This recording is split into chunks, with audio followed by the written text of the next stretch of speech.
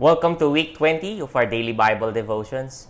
This week we have been studying the book of John, and in fact, the past 2 days you have watched the Bible Project video about the overview of the book of John. And if you paid enough attention, you would see the differences between the book of John against the other three Gospels mentioned. Remember, there are four Gospel books about Jesus Christ: Matthew, Mark, Luke, and John. Okay, the first three, Matthew, Mark, and Luke, they're called Synoptic Gospels because they are very similar in presenting Jesus in its narration. They have very close similarities. Now, the book of John stands as different and is actually very unique among from the three Synoptic Gospels, especially in its appeal to Greek thought. See, John is not just narrating about the life of Jesus. In fact, in contrast to Luke and Matthew, he did not even start in genealogy or the life of Jesus.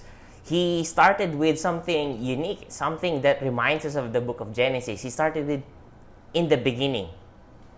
And he introduced the Greek word, logos. And this is actually an appeal to Greek thought, to Greek philosophy. Now, let's go back a little to our history. I remember during that time, the places surrounding the Mediterranean area, or the area surrounding the Mediterranean Sea, they're very Hellenistic, because when the Greek culture spread through Alexander the Great, the Hellenic culture of the Greeks spread and mixed with other cultures, and it became Hellenistic. So when it was the time during the Roman era, the reign of the Roman Empire, the prevailing thought, the prevailing culture, the prevailing thinking or philosophy is the Hellenistic thought or the Greek thought. That's why the Hebrew Bible was also translated into Greek.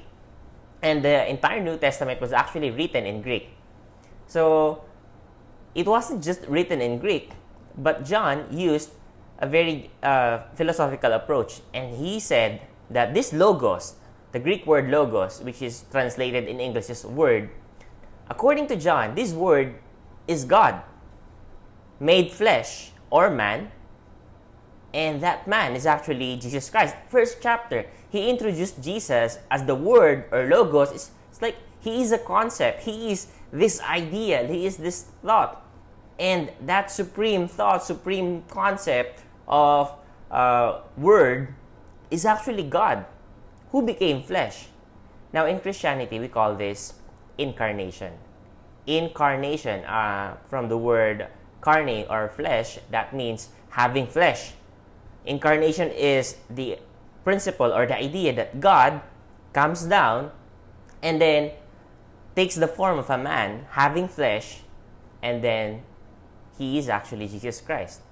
That leads us to the principle that I really want to discuss. Okay, here's the principle. To believe that Jesus is God became flesh is actually to believe that God is so powerful and there's nothing he can't do, and is so loving and there's nothing he won't do.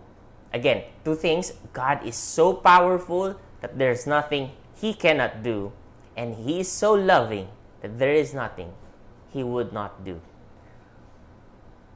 If you think about this, let me ask you this: do you believe in God?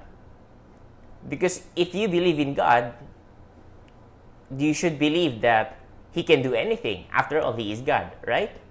So if you believe in God and you believe that he can do anything, the incarnation, God taking the form of a human, having flesh, is at the very least possible. Now, people are having difficulty accepting this because for them it's so fantastic, it's so impossible to believe. It's like God would not do such a thing. Okay, first let's establish that this is possible. God can do it. All right, so that's one thing. If he is God, then he can do it. Okay, now second thing is, do you believe that God is loving? If he is God, therefore he should be loving, because after all, what kind of God is not loving, right? So if God is loving, then can anyone love more than God? The, that means God should be the most loving being in the universe. Correct? So the idea of incarnation is actually the most loving thing recorded in human history.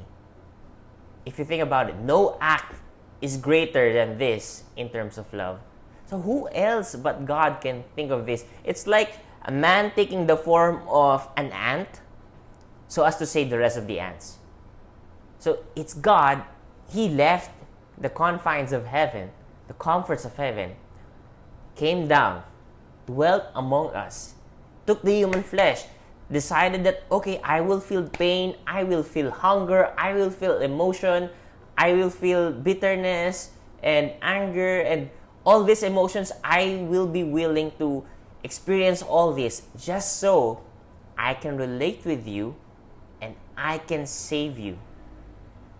That is so loving. That is ultimate sacrifice. And only God can think of that. That's not even a human invention. It's a discovery. It's a revelation.